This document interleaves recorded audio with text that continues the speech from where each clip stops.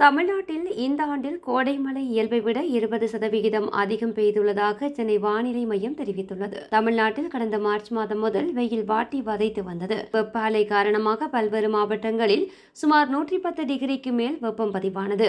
ஈரோடு போன்ற மாவட்டங்களில் 112 டிகிரி அளவிற்கு வெயில் வாட்டி வதைத்து வந்தது. சென்னையில் மட்டும் 105 டிகிரிக்கு உள்ளாகவே வெப்பநிலை பதிவாகி வந்தது. வெப்ப அலை கடுமையாக இருந்த காரணத்தினால் மக்கள் அனைவரும் கடுமையாக அவதியடைந்தனர். இதற்கிடையே தமிழ்நாட்டில் கோடை மழை பல்வேறு மாவட்டங்களில் பரவலாக பெய்து வருகிறது. இதனால் கோடை வெயிலின் தாக்கம் குறைந்து குளிர்ச்சியான சூழல் நிலவியதால் பொதுமக்கள் மிகுந்த மகிழ்ச்சி அடைந்தனர். குறிப்பாக மேற்கு தொடர்ச்சி மலையை ஒட்டிய மாவட்டங்களில் நல்ல மழை பெய்து வருகிறது. இந்த நிலையில் தமிழ்நாட்டில் இந்த ஆண்டின் கோடை மழை இயல்பை விட 20% அதிகமாக பெய்துள்ளதாக சென்னை வானிலை மையம் தெரிவித்துள்ளது.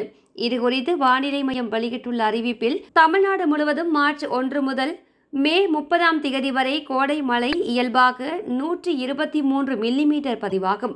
ஆனால் நிகழாண்டு 142.5 மில்லிமீட்டர் பதிவாகியுள்ளது. இது இயல்பை விட 20% அதிகமாகும். அதிகபட்சமாக கன்னியாகுமரி மாவட்டத்தில் 485.2 மில்லிமீட்டர் மழை பதிவாகியுள்ளது. நீலகிரியில் 316.7, திண்டுக்கல் மாவட்டத்தில் 294, கோவையில் 289 மில்லிமீட்டர் மழையும் பதிவாகியுள்ளது. குறைந்தபட்சமாக ராணிப்பேட்டை மாவட்டத்தில் 7.9 மில்லிமீட்டர் மழை மட்டுமே பதிவாகியுள்ளது. சென்னையை பொறுத்தவரை இயல்பாக 48.2 மில்லிமீட்டர் மழை பதிவாக வேண்டிய நிலையில் நிகழாண்டில் 20.9 மில்லிமீட்டர் மட்டுமே மழை பெய்துள்ளது. அதாவது இயல்பை விட 57% குறைவாக மழை பெய்துள்ளது. இதேபோல் சென்னையின் அண்டை மாவட்டங்களான திருவள்ளூர், செங்கல்பட்டு, காஞ்சிபுரம் ஆகிய மாவட்டங்களிலும் கோடை மழை இயல்பான அளவை காட்டிலும் குறைவாகவே பெய்துள்ளதாக வானிலை மையம் தெரிவித்திருக்கிறது.